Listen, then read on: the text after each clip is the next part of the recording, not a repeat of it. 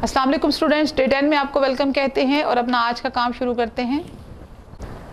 जी students, पहले हम मरकज़ी ख्याल पढ़ेंगे कि अल्लाह, वो जो हम्द है उसका मरकज़ी ख्याल क्या है कि अल्लाह और बुजुर्ग बरतर इस कायनात का खालिक और मालिक है।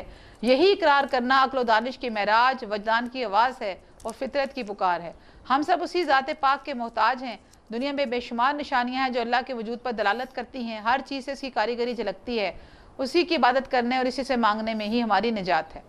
मशकी सवालात के जवाबात क्या है? सवाल नंबर 1 है, ये सब आयात इलाही है, ज़रा गौर से देख। हम के शार के पस मंज़र में इस मिसरे की वजाहत करें। जवाब है, खुदा की ज़ात एक ऐसी हस्ती है जिसे इंसानी आंख देखने से कासिर है, लेकिन वो अपनी ज़ात अपनी निशानियों से पहचानी जाती है। कायनात के निज़ाम को अहसन तरीके से चलते हुए देख कर इंसान बखूबी इस रात से वाकिफ़ हो जाता है कि खुदा की ज़ात मौजूद है जो इस दुनिया का कारोबार चला रही है। कायनात का निखार, मौसमों का अदल बदल, सूरज चांद सितारों का ज़हूर, दिन और रात का अपने मुकर्ररा वक्त पर आना और जाना, हवाओं आंधियों तूफ़ानों का आना, ये आबशार, ये दरिया, ये समंदर, ये पहाड़, ये चरिंद फरिंद, फल फूल पौधे, ये बग़ैर सतून के आसमान, बस ये तमाम निशानियाँ खुदा के वाहिद और यकता होने की गवाह हैं। सवाल नंबर 2 है, हम इस हम्द में अल्लाह ताला ने की जिन सफ़ात का जिक्र किया गया है उन्हें अपने अल्फाज में लिखें। जवाब है, मायरुल कादरी कहते हैं कि अल्लाह फ़िक्र और दानिश की महराज है और वह कायनात के ज़र्रे ज़र्रे में मौजूद है। जौहर को तमन्नाई और फूल पत्तों को खूबसूरत नक्शो नगार उसी ने अता किए हैं। वही है जो मौसमों का दल बदल करके कायनात के रंगों को निखारता है। सवाल नंबर 3 है, हम्द की तारीफ़ करें। कोई से 3 हम्दिया अशार तहरीर करें। हम्द वो नज़म जिसमें अल्लाह ताला की सना और सिफ़त और तारीफ़ बयान की जाए हम्द कहलाती है। खा वो गज़ल की हैयत में लिखी गई हो या कसीदा मुसद्दस की शक्ल में, इसे बहरहाल हम्द कहा जाएगा। मिसाल, तू ही नज़र आता है हर शय पे मुहीत उनको जो रंजो मुसीबत में करते हैं गिला तेरा। आफाक में फैलेगी कब तक ना महक तेरी, घर घर लिए फिरती है पैगाम सबा तेरा। ये आपने हम्द जो है आपकी 9th की क्लास में थी की बुक में थी। मैं इसको काबे और बुतखाने में क्यों ढूंढने निकलूँ, मेरे टूटे हुए दिल ही के अंदर है मकाम उसका। ये भी एक हम्दिया इशार है। सवाल नंबर 4 देखिए, कवायद के मुताबिक जुमले दुरुस्त करें। खाना खाओ या चाय पियो। ठीक है, जवाब है खाना खाओ या चाय पियो। शुरू में या नहीं आएगा। ए लोगो मेरी बात सुनो, लोगो नहीं होता, लोगो होता है। ए लोगो मेरी बात सुनो, नून गुन्ना नहीं होगा। वो हंसता हुआ बोला, वो हंसते हुए बोला। जब मैं लाहौर पहुंच जाऊंगा तुम्हें ख़त लिखूंगा। जवाब है, मैं लाहौर पहुंचते ही तुम्हें ख़त लिखूंगा। मैंने दर हकीकत में उसे तमाम सूरत हाल बता दी है। जवाब है, मैंने दर हकीकत से तमाम सूरत हाल बता दी है। इस नज़म के कवाफ़ी लिखे। कवाफ़ी मतलब जो काफ़िया की जमा है। काफ़िया क्या है? इकरार, पुकार, नगार, हज़ार, बहार। ठीक है। और सवाल नंबर 6 है, हम्द का खलासा अपने अल्फाज में लिखें। खलासा है, अल्लाह ताला का इकरार असल में अक्लो फ़िक्र और दानिश और फ़हम की महराज है। हमारे अंदर की आवाज़ फितरत की पुकार है। कायनात का ज़र्रा ज़र्रा अल्लाह ताला की सनत और कारीगरी का सबूत और इसके होने की गवाही पेश करता है। अल्लाह ताला बेहतरीन तख्लीक करने वाला है। उसी ने जौहर को तवानाई बख्शी है। उसी ने फूलों और पत्तों को खूबसूरत रंग अता किए और नक्शो नगार बनाए। तमाम तारीफ़ें हम्द व सना उसी के लिए हैं जो मालिक व खालिक है। उसी ने आबशारें बनाई। तमाम चरिंद परिंद हर दम उसी की तारीफ़ में मगन रहते हैं। ये इसी की कुदरत है। तमाम मखलूक़ात उसी के हर दम गीत गाती हैं। उसकी जा बजा बिखरी हुई निशानियाँ उसके माबूद खालिक होने का इकरार करती हैं और यही अल्लाह की निशानियाँ हैं। इन निशानियों को देख कर कायनात की तमाम मखलूक़ात अल्लाह ताला की ही हम्दो सना बयान करती है। हमें भी चाहिए कि उसी को पुकारें। वही अल्लाह है जो रंग देता है, खुशबू भी, और अल्लाह ही है जिसके दम से बहार है और ख़िज़ा भी। यहाँ तक आपका काम मुकम्मल होता है और 5 दिन में हमने एक नज़म और एक सबक पढ़ा। मुझे उम्मीद है कि आप लोगों ने बहुत अच्छे तरीके से इसको पढ़ लिया होगा और उसको याद कर लिया होगा। अल्लाह ताला आपका हामी व नासिर हो। अस्सलाम वालेकुम students, welcome to day 5। Students, आज हम जो टॉपिक पढ़ेंगे वो है अच्छे कारोबार के लवाजमात या एलिमेंट्स ऑफ गुड बिज़नेस। एक कारोबार को चलाने के लिए किन चीज़ों का ज़रूरी है या कौन सा कारोबार अच्छा कारोबार कहलाता है। ये आपके चैप्टर नंबर 1 का लास्ट टॉपिक है। इस तरह आपका ये चैप्टर आज ख़त्म हो जाएगा। तो इसका क्वेश्चन इस तरह बनता है कि अच्छे कारोबार के लवाजमात बयान करें।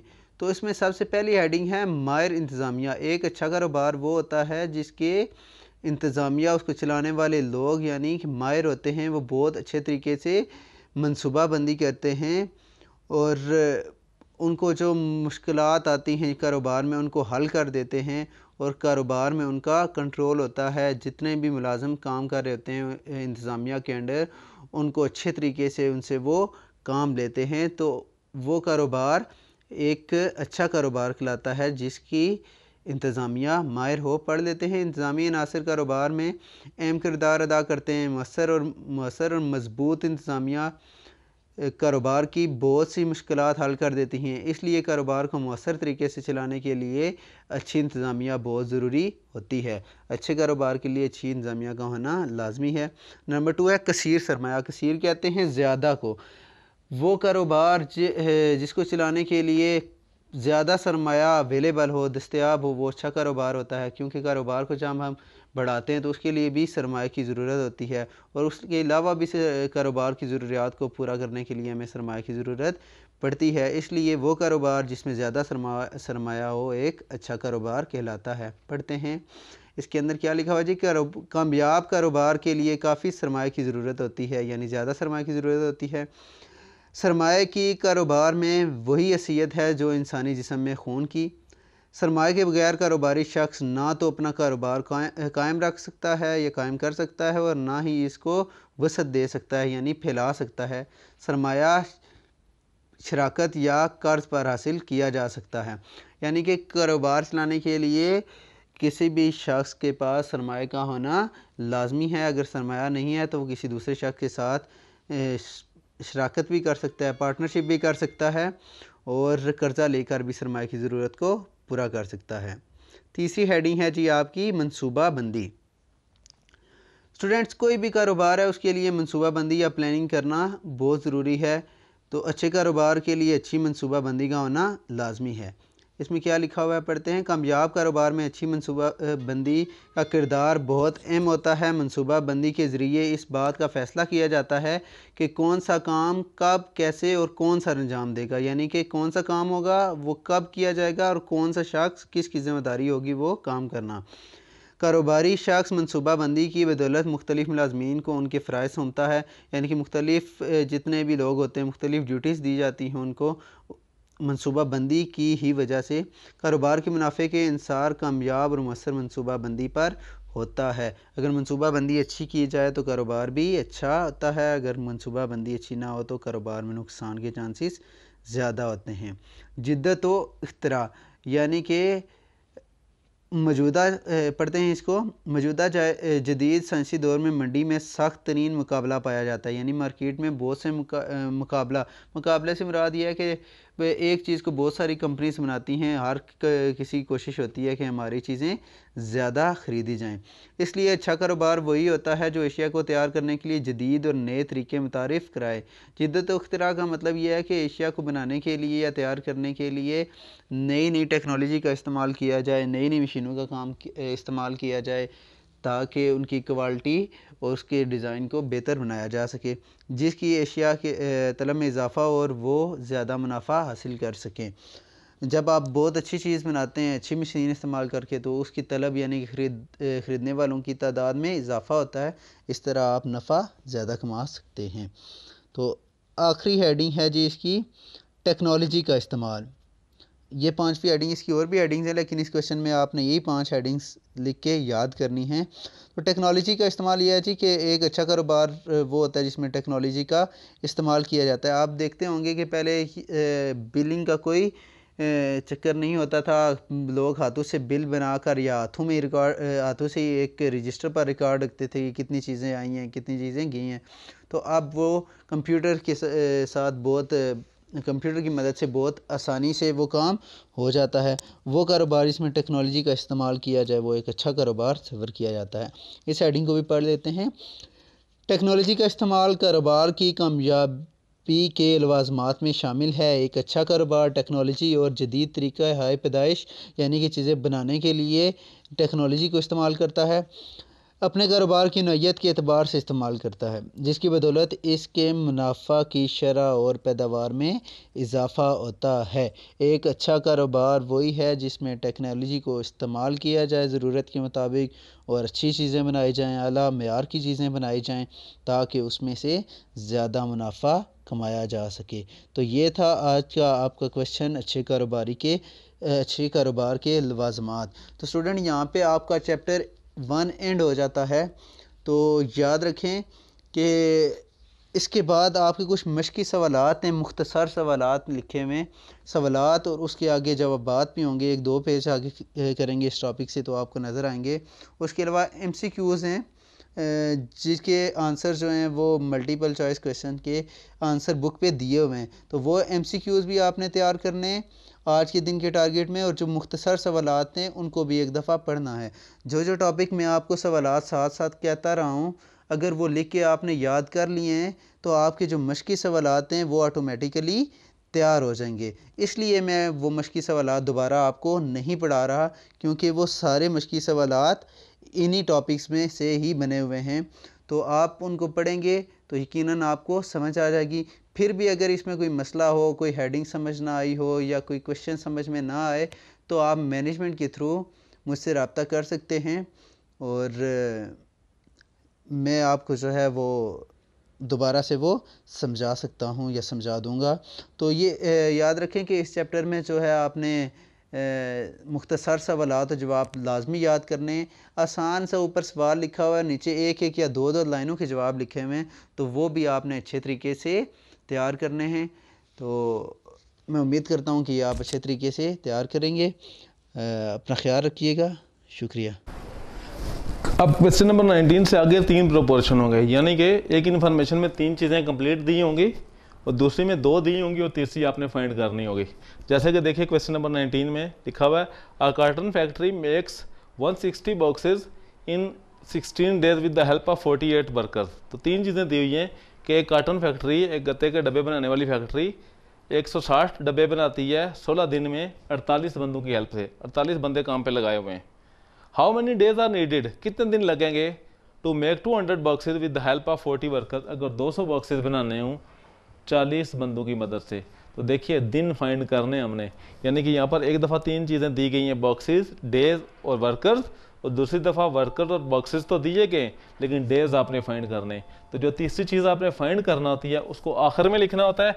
बाकी बॉक्सेस और वर्कर्स आप पहले लिखोगे, आप चाहो तो पहले वर्कर बाद में बॉक्सेस भी लिख सकते हो, बॉक्सेस पहले और वर्कर बाद में भी, इन दोनों को चेंज कर सकते हो, लेकिन याद रखें जो चीज़ फाइंड करनी है क्वेश्चन में उसको लास्ट में लिखना है। तो 3 चीज़ें हैं, बॉक्सेस, वर्कर और डेज। डेज हमने लास्ट में लिख लिया और वर्कर बॉक्सेस को हम अपनी मर्जी से बॉक्सेस पहले लिख दिए और वर्कर्स बाद में। अब देखिए पहले 160 बॉक्सेस हैं, 48 वर्कर्स हैं और 16 डेज में बनाते हैं। फिर बॉक्सेस 200 बनाने हैं, वर्कर 40 हैं, कितने दिन लगेंगे हमने फाइंड करना है। उसकी जगह x लिखा। अब जिससे पहले करते थे x के साथ एरो ऊपर की तरफ लगाएंगे। अब ये प्रोपोर्शन बनाते हुए हम पहले एक को बिल्कुल इग्नोर कर देंगे, इसका आपस में इसके साथ प्रोपोर्शन बनाएंगे। हम सोचेंगे कि बॉक्सेस हैं ही नहीं। वर्कर और डेज के दरमियान आप जानते हैं हमेशा इन्वर्स प्रोपोर्शन होता है। दुनिया का कोई भी काम है 48 वर्कर्स अगर 16 डेज में करते हैं कंप्लीट, तो अगर 40 वर्कर्स होंगे तो वो काम लेट हो जाएगा, बंदे कम होंगे तो दिन ज़्यादा लगेंगे। इसलिए ये इन्वर्स प्रोपोर्शन है। और आप वैसे भी जानते हैं जब भी एक साइड पे वर्कर्स या मैन हूँ दूसरी साइड पे डेज हूँ तो वो इन्वर्स होता है। अब ये प्रोपोर्शन बन गया। अब इसको छुपाया था ताकि ये बना लें, अब इसको इग्नोर कर दें, ये जैसे है ही नहीं, इसके ऊपर बुक रख लें या वैसे इग्नोर कर दें। इसको और इसको आपस में कंपेयर करें। अब देखें 160 बॉक्सेस बनते हैं 16 डेज में और 200 डब्बे बनेंगे कितने दिन में। जाहिर है अगर डब्बे ज़्यादा बनाने हैं तो दिन भी ज़्यादा लगेंगे। तो जब डब्बे ज़्यादा और दिन भी ज़्यादा, दोनों चीज़ें इंक्रीज़ हो रही हैं, तो ये डायरेक्ट प्रोपोर्शन है, ये ऊपर की तरफ होगा। और वैसे भी आपको बताया था कि बंदों और टाइम के दरमियान इन्वर्स होता है, बाकी ज़्यादातर डायरेक्ट ही होते हैं। जब ज़्यादा डब्बे बनाने तो ज़्यादा दिन लगेंगे। तो एक डायरेक्ट प्रोपोर्शन है, एक इन्वर्स। अब इन तीनों की रेशियोज बनानी है। जो नीचे से ऊपर की तरफ जा रहा है वो पहले नीचे वाली वैल्यू लिखनी है और फिर ऊपर वाली। ऊपर से नीचे आ रहा है तो इसी के नीचे लिखना है हमने 48 रेशो 40, यहाँ पर 48 पहले लिखा, ऊपर से नीचे आ रहा था। और x की रेशो इधर अलग लिखनी है। यानी कि 3 रेशोज वाले क्वेश्चन में, या इवन अगर किसी क्वेश्चन में 4 भी इस तरह के प्रोपोर्शंस हों तो याद रखें कि सिर्फ एक्स वाली रेशो राइट साइड पे लिखनी है, बाकी तमाम रेशो लेफ्ट साइड पे लिखनी है, ऊपर नीचे एक दूसरे के। तो ये देखें पहली रेशो भी हमने इधर लिखी, उसी के नीचे दूसरी रेशो लिखी और एक्स वाली उस साइड पे लिखी। अगर यहाँ कोई और रेशो भी होती तो वो भी इधर लिखते, सिर्फ एक्स वाली रेशो राइट साइड पे आती है। अब देखिए यहाँ पर 2 मीन्स और 2 एक्सट्रीम होते थे, अब 3 मीन्स होंगे और 3 एक्सट्रीम्स। ये करीब करीब वाली तीनों वैल्यूज मीन होंगी। फार्मूला वही लगेगा, product of means is equal to product of extremes. अब करीब करीब वाली तीनों वैल्यूज मल्टीप्लाई होंगी, 160 मल्टीप्लाई 40 मल्टीप्लाई बाय एक्स, और बाहर वाली वैल्यूज मल्टीप्लाई होंगी 200 मल्टीप्लाई बाय 48 मल्टीप्लाई बाय 16। अब ये एक्स से मल्टीप्लाई हो रही हैं, ये उधर जाकर डिवाइड हो जाएंगी, 200 मल्टीप्लाई बाय 48 मल्टीप्लाई 16, ये तीनों कैलकुलेटर से मल्टीप्लाई करेंगे और इन दोनों को मल्टीप्लाई करके ये आ जाएगा 6400। तो ये इधर जाके डिवाइड कर देंगे, और जब इसको डिवाइड करेंगे तो ये आपका आंसर आ जाएगा। आपको पता चल जाएगा कि अगर 200 बॉक्सेस बनाने हैं, 40 वर्क कर रहे हैं तो कितने दिन लगेंगे, यहाँ पर आपका आंसर आ जाएगा। एक और क्वेश्चन करते हैं 3 प्रोपोर्शन वाला। क्वेश्चन नंबर 20 लिखा हुआ है labour force of 15 workers complete the job in 15 days for 8 hours a day. कि 15 बंदे 15 दिन में काम कंप्लीट करते हैं, डेली 8 घंटे काम करते हैं। How many days are needed to complete it if 25 worker work for 6 hours a day. अगर 25 बंदे हैं वो 6 घंटे डेली काम करें तो फिर कितने दिन में काम कंप्लीट होगा। तो डेज फाइंड करने तो आपको पता होना चाहिए, डेज लास्ट में लिखना है। बाकी 2 चीज़ें क्या क्या हैं, आवर्स हैं और वर्कर्स हैं।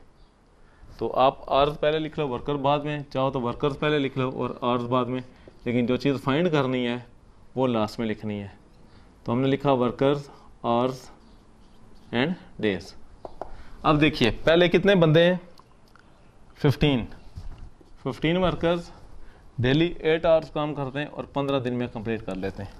फिर 25 वर्कर्स हैं, डेली 6 आवर्स काम करते हैं और कितने दिन में ख़त्म करेंगे, ये हमने फाइंड करना है। जो चीज़ हमने फाइंड करनी है उसकी जगह एक्स लिखेंगे। अब एक्स के साथ एरो लगाएंगे ऊपर की तरफ और इन दोनों के बारी बारी प्रोपोर्शन बनाएंगे उसके साथ। पहले इसको छोड़ देते हैं, इसका बनाते हैं। 15 बंदे 15 दिन में कंप्लीट करते हैं काम।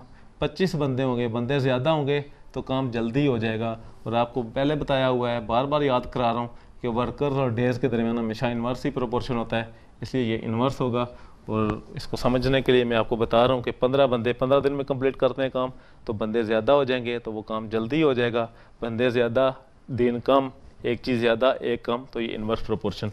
अब इसको देखेंगे, डेली 8 घंटे काम करें तो 15 दिन में ख़त्म हो जाता है काम। अगर डेली कम काम करें, थोड़ा काम करें, 6 घंटे काम करें तो वो काम लंबा हो जाएगा, ज़्यादा टाइम लग जाएगा। जब आवर्स कम होंगे तो डेज ज़्यादा हो जाएंगे। तो ये भी एक चीज़ कम हो रही है, एक ज़्यादा इन्वर्स होगा। और ये भी आपको बताया हुआ था कि टाइम टू टाइम ये हमेशा इन्वर्स प्रोपोर्शन होता है। याद रखिए इन दोनों का कंपैरिजन इस तीसरे वाले के साथ ही करना होता है। इन दोनों को आपस में कभी भी नहीं देखना होता डायरेक्ट इन्वर्स के लिए। पहले वर्कर को हमने डेज के साथ देखा, इन्वर्स था, लिख लिया। फिर आवर्स को डेज के साथ देखा, हमें पता है टाइम टू टाइम हमेशा इन्वर्स होता है, इसलिए ये भी इन्वर्स है। जब समझने के लिए देखा कि 8 घंटे में 8 घंटे डेली काम करो तो 15 दिन में ख़त्म होता है, 6 घंटे डेली काम करो तो कितने दिन में ख़त्म होगा। जाहिर है कम काम करेंगे तो दिन ज़्यादा लगेंगे, ये इन्वर्स प्रोपोर्शन है ये भी। अब हम इनकी रेशोज़ बनाएंगे। ये भी ऊपर से नीचे 15 रेशो 25, ये भी ऊपर से नीचे आ रहा है 8 रेशो 6, और 6 एक्स वाली सिर्फ रेशो राइट साइड पे लिखनी है, एक्स रेशो 15। ये नीचे से ऊपर है इसलिए एक्स पहले लिखा। अब उसी तरह ये 3 मीन्स हैं और बाहर वाले तीनों एक्सट्रीम्स हैं। फार्मूला लगाएंगे, product of means is equal to product of extremes. 25 multiply 6 multiply x, अंदर वाली तीनों वैल्यूज़ मल्टीप्लाई की हमने, 25 6 और एक्स, और इक्वल से दूसरी साइड पे बाहर वाली वैल्यूज़ 15 मल्टीप्लाई 8 मल्टीप्लाई बाय 15। अब इसको सॉल्व करेंगे, इनको मल्टीप्लाई करके तो जाके डिवाइड कर देंगे तो एक्स की वैल्यू आ जाएगी, वो आपका आंसर होगा। अब अगले तमाम क्वेश्चन एक ही तरह के क्वेश्चन नंबर 19 एंड 20 हमने किया है। 21 से लेकर 27 ख़त्म हो जाता है 27 पे। ये तमाम क्वेश्चन आप खुद कर सकते हैं, लेकिन फिर भी एक क्वेश्चन उसमें से मैं 24 भी करा रहा हूँ आपके हेल्प के लिए, ताकि मज़ीद आपको क्लियर हो जाए बातें, और इसके बाद बाकी क्वेश्चन आप करेंगे। क्वेश्चन नंबर 24 है, 14 cows consume 630 kgs of hay in 18 days.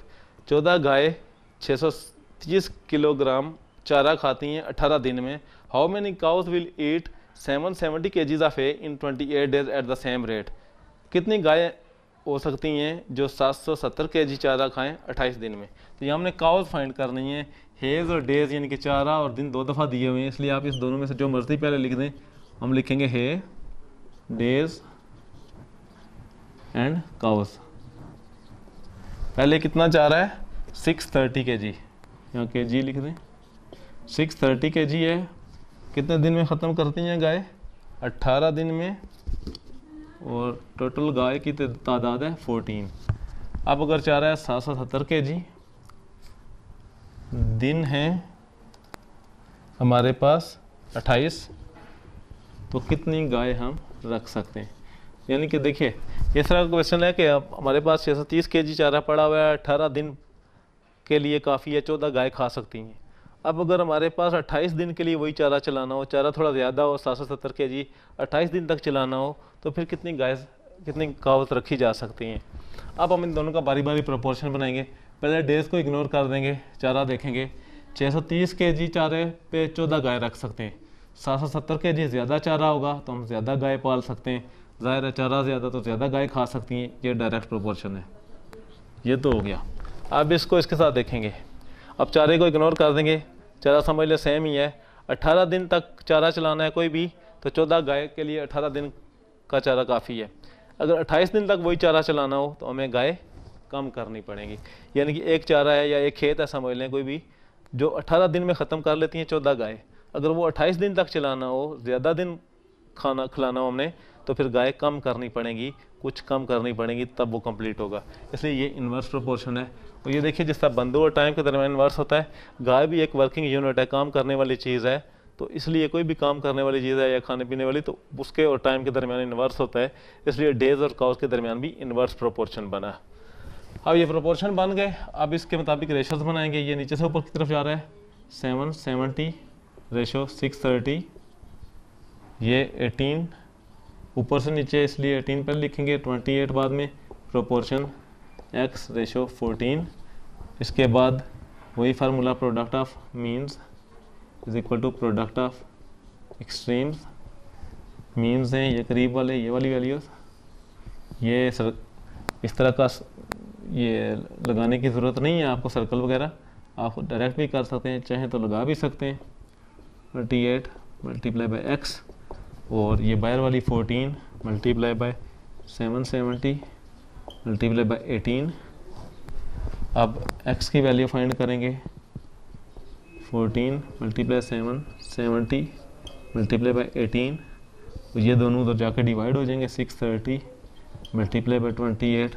तो यूँ आपका आंसर आ जाएगा। इन तीनों को मल्टीप्लाई करके इन दो पे डिवाइड करेंगे तो आंसर आ जाएगा आपका। यूँ डियर स्टूडेंट्स, आपका चैप्टर नंबर 1 कंप्लीट हुआ, और इसमें पहले चैप्टर सेट एक क्वेश्चन नंबर 1 से लेकर 8 तक डे 1 का टारगेट था। चैप्टर 1 के सेट ए का क्वेश्चन नंबर 9 से लेकर 15 तक डे 2 का टारगेट था। इसी तरह सेट बी में क्वेश्चन नंबर 1 से लेकर सेट बी के क्वेश्चन नंबर 10 तक डे 1 का टारगेट है आपका। 11 से लेकर 18 तक डे 2 का 1 से लेकर 10 तक डे 3 का टारगेट है, और 11 से लेकर 18 तक डे 4 का टारगेट है, और फिर 19 से 27 ये लास्ट डे का टारगेट है। ये आप लोगों ने तैयार भी करने और रजिस्टर पे नोट भी करने। रफ पे पहले कर लें, जहाँ आपको डाउट हो के गलत हो जाएगा तो रफ रजिस्टर पे करें, जब उसका ठीक आंसर आ जाए तो फिर उसको नीट रजिस्टर पे एज इट इज़ चढ़ा लें। Thank you very much. तो चैप्टर 1 का सेट ए का डे 1 का टारगेट है आपका क्वेश्चन नंबर 1 से लेकर क्वेश्चन नंबर 8 तक, उसको रफ पे सॉल्व करना है, नीट पे भी चढ़ाना है, उसको तैयार भी करना है। फिर डे 2 का टारगेट है चैप्टर नंबर 1 सेट ए क्वेश्चन नंबर 9 से 15। यूँ पहले 2 दिन में सेट ए कंप्लीट हो जाएगा। फिर डे 3 का टारगेट है chapter number 1 set B question number 1 to 10, 10 question करने हैं डे 3 में। और फिर डे 4 का टारगेट है क्वेश्चन सेट बी का क्वेश्चन नंबर 11 से लेकर 18 तक, तो 18 तक हो जाएंगे। और फिर लास्ट डे 5 का टारगेट है आपका क्वेश्चन नंबर 19 से लेकर 27 तक। यूँ 5 दिन में आपका ये चैप्टर कंप्लीट हो जाएगा। जो भी दिन का टारगेट है वो क्वेश्चंस आपने लिखने भी हैं, नीट रजिस्टर पे भी लिखने हैं और उनको तैयार भी करना है। अगर कहीं आपको डाउट हो कि आप गलत कर देंगे तो डायरेक्ट नीट रजिस्टर पे लिखने के बजाय पहले उसको रफ में करें, जब उसका आंसर ठीक आ जाए तो फिर उसको नीट रजिस्टर पे चला लें। Thank you very much.